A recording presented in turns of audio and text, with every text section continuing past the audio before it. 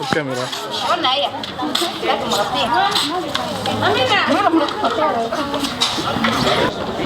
ما تضربناش معليش يعني. كل واحد يشكى بحاله بس. خلينا طالبة العلم. 2 3 هاي. اليوم امتحان شن كان؟ امتحان تاريخ. باهي امتحان في مادة التاريخ والأسئلة كانت كيف؟ باهي خلاص. 1 2 هاي 3 هاي. 1 2 3 هاي. امتحاننا اليوم في امتحان مادة التاريخ والأسئلة جت من المنهج، وامتحان صعب شوية وسهل يبي تركيز بس. باهي خديتوها المواد كلهم انتم واخدينهم مثل المنهج واخدينها؟ ايه واخديننا كله. وجاوبتي يعني كويس؟ ما نعرف جاوبت ولا لا، نص نص. الامتحان اليوم كان على مادة التاريخ وكان صعب يعني واجد، وجاءنا 48 سؤال وحليت الحمد لله. من ساعدك في القراية في الحوش أمينة؟ ساعدت روحي بروحي. ما حد قراني يعني. باهي شنو تتمني يعني في الامتحان؟ ان نحل، ان نكون حالة. اليوم الاثنين امتحنا في مادة التاريخ في مدرسة أسامة بن زيد في غات، وجابوا لنا 48 سؤال. إن شاء الله نكون حلينا في الامتحان ننجحوا.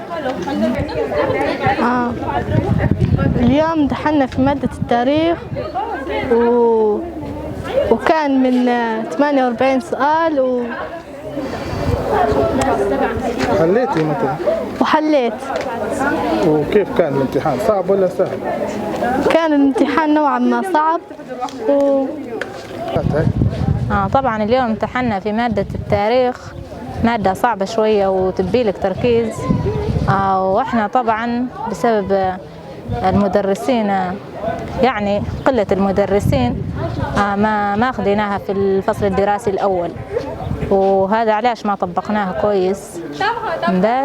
هي مادة سهلة وصعبة شوية تبيلك تركيز. كم سؤال مثلا جاكم اليوم؟ جانا 48 سؤال. باهي كيف كانت طريقة الأسئلة؟ باهي طريقة سهلة يعني، ضع علامة صح وخطأ واختر وأكمل. بسم الله الرحمن الرحيم. السلام عليكم ورحمة الله وبركاته. طبعا معكم اليوم منذر حسن بشير السنوس. درنا امتحاننا في مدرسة أسماء بنت زيد، مادة التاريخ. طبعا صعب شوية. ليش صعب؟ في أسئلة يعني مقررات، أسئلة مش مقررات. كيف انت درت في الامتحان في الاسئله اللي مش مقررات؟ انا في بعض الاسئله اللي حليتهم، بعضهم اللي ما حليتهمش. شنو السبب انك انت ما حليت بعض الاسئله؟ هي ما هو مقررات ما هو مقعدات في الكتاب. لما انا قرأت الكتاب ما فيش اسئله هذه، لما جوني غاد عشان ما حليت. كم كان عددهم الاسئله ايام اللي انت ما حليتهم؟ أسئلة هم عددهم أسئلة كاملات كلهم عددهم 48. أنا اللي ما حليتهم مش تقريبا سؤالين.